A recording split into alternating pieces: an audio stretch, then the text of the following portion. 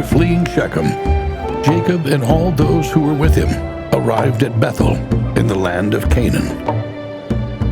And there he built an altar and called the place El Bethel, because it was there that God had appeared to him when he fled from his brother Esau.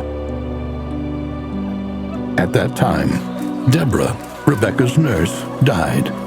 She was buried below El Bethel, under the oak, which was given the name Alon Bakuth, meaning Oak of Weeping. Then God appeared to Jacob and blessed him, saying, "Your name is Jacob, but no longer will you be called Jacob. Your name will be Israel. I am El Shaddai, God Almighty. Be fruitful and multiply.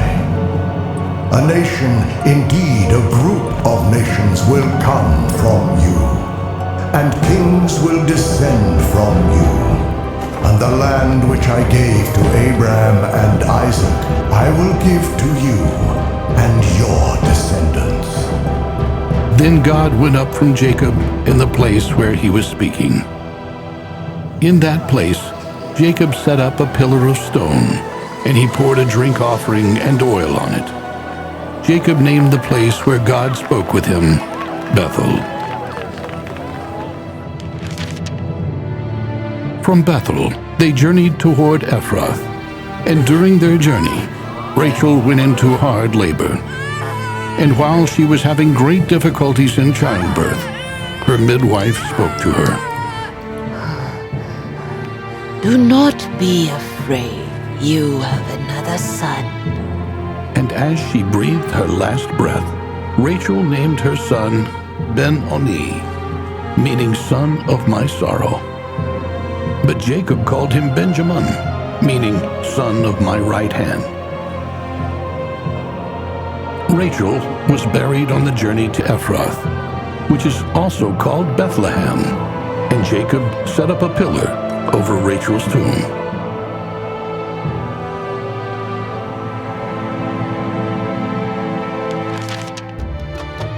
Israel continued his travels and pitched his tent beyond the Tower of Edar.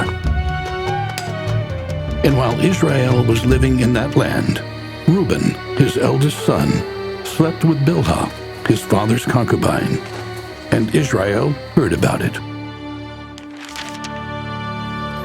Then Jacob returned to see his father in Hebron, where Abraham and Isaac had lived as foreigners. The days of Isaac were 180 years. Then he breathed his last and was gathered to his people. He died an old man, full of years, and was buried by his sons Esau and Jacob.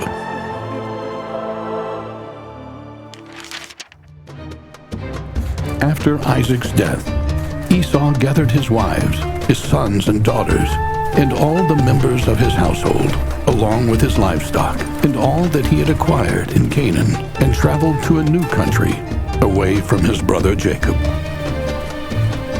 For their possessions had become too great for them to live in the same land, and the countryside through which they traveled could not support their livestock.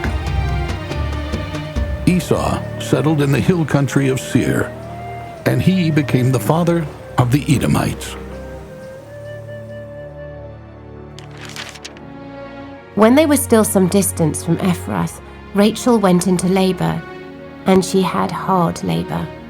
And when her labor was at its hardest, the midwife said to her, "Do not fear, for you have another son." And as her soul was departing, for she was dying, she called his name Ben-Oni, but his father called him Benjamin. So Rachel died, and she was buried on the way to Ephrath, that is, Bethlehem. Genesis chapter 35, verse 16b to 19.